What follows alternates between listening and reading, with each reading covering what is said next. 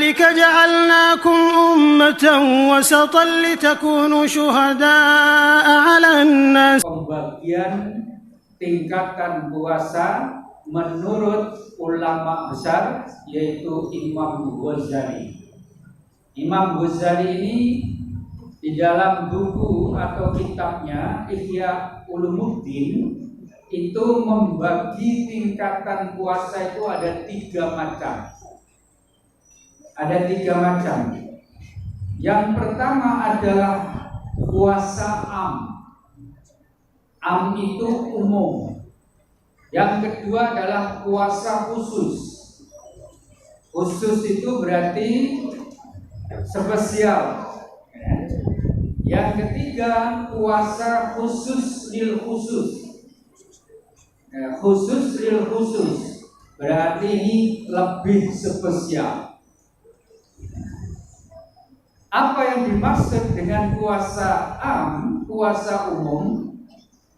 Am itu umum, bisa juga bermakna awam, kebanyakan orang, mayoritas ya.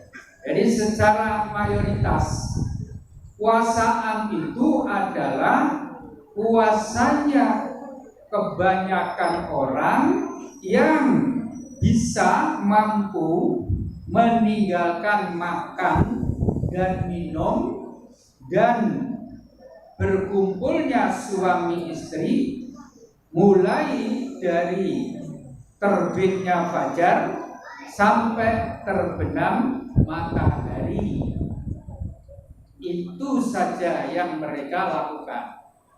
Jadi puasa-puasa yang kebanyakan dilakukan oleh orang, dan rata-rata memang disinilah yang paling banyak ya.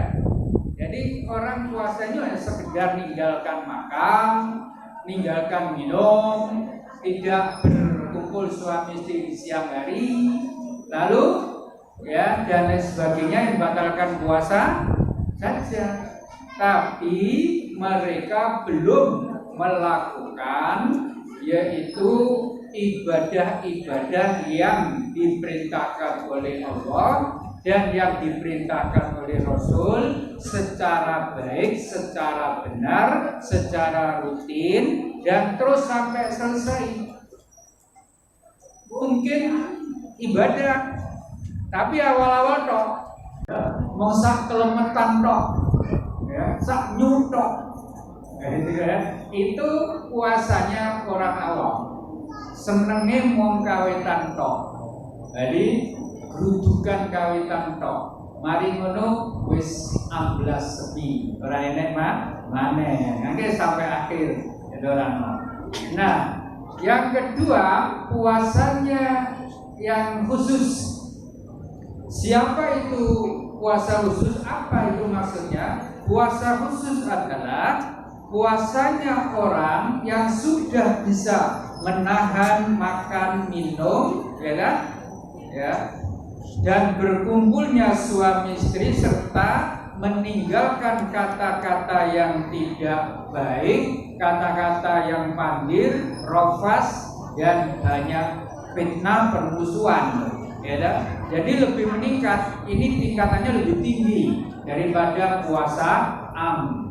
Ya, jadi lebih tinggi, dia sudah puasa bagus, sudah ikut sholat jamaah, ikut tarawih, ikut tadarus ya, ikut nanti iktikaf, ikut juga sodako, juga ikut ngaji-ngaji yang lainnya. Wis pokoknya aktif, kayak jenengan sedaya ini, ya. Itu puasa yang khusus, yang sudah meningkat lebih bagus dan bisa sampai akhir.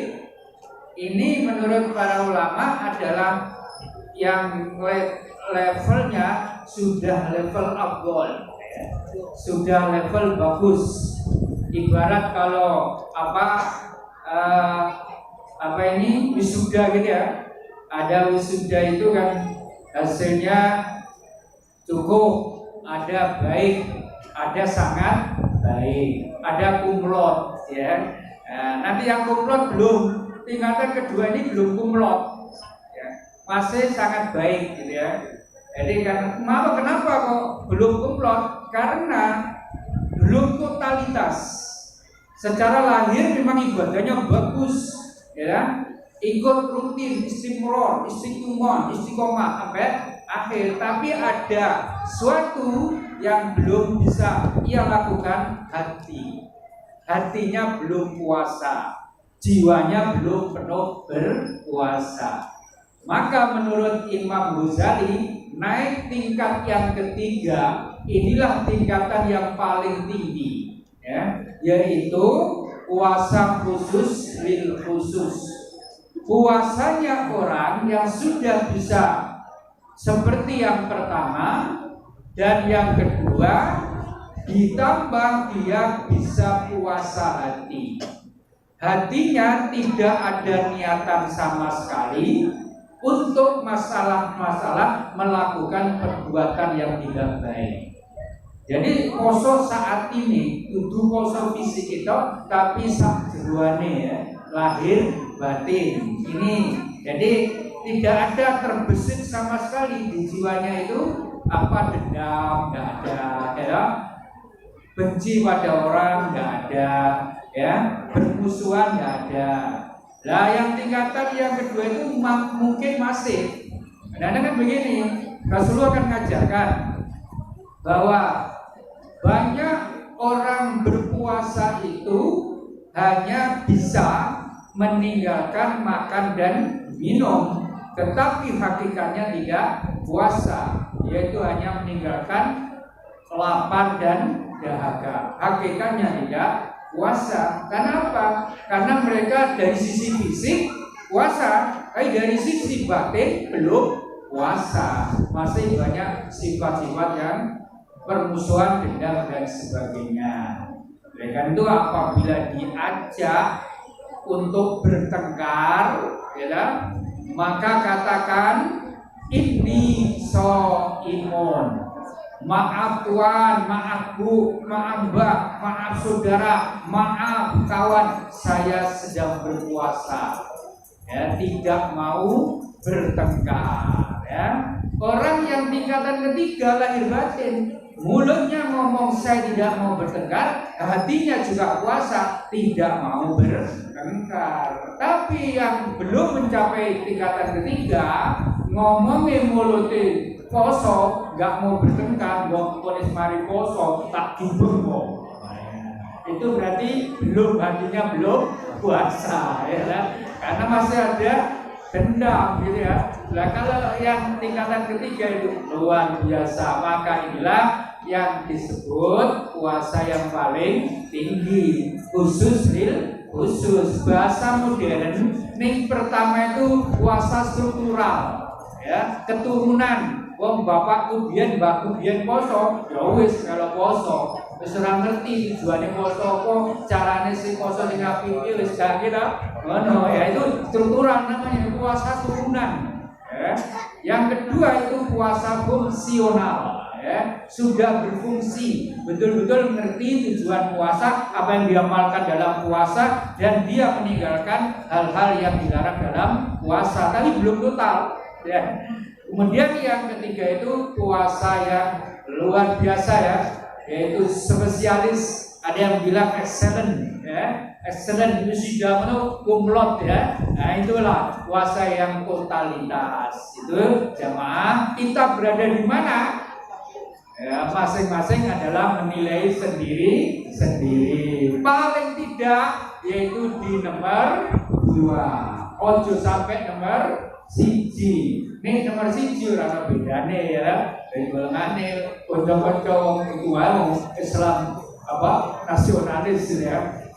Yang siji ki pokoknya ya korupsi ya, masih poso, ya, anak apa barang sing indah, misalnya wanita kuno, ya saya ditonton dan didengelengi walaupun poso, ya. Kemudian nang kantor dari saya bujui, nang pasar saya kurangi timbangan, gitu ya. Nah itu. Dan nomor 2 inilah yang kita paling indah, ya, dan mudah-mudahan bisa mencapai nomor 3. Lah nomor 3 ini setingkat dengan puasanya para nabi, puasanya para orang soleh, dan orang-orang yang insya Allah itu dekat kepada Allah muqarrabin. Mudah-mudahan kita bisa mencapai yang ketiga. Amin. Hadirin, itu yang dapat kami sampaikan. Semoga bermanfaat. dan mudah-mudahan kita dalam Ramadan ini diberi Allah sehat walafiat, cukup rezeki yang berkah dan panjang umur yang bermanfaat. Nantinya kalau dipanggil Allah husnul khotimah, insya Allah. Demikian, Assalamualaikum warahmatullahi wabarakatuh.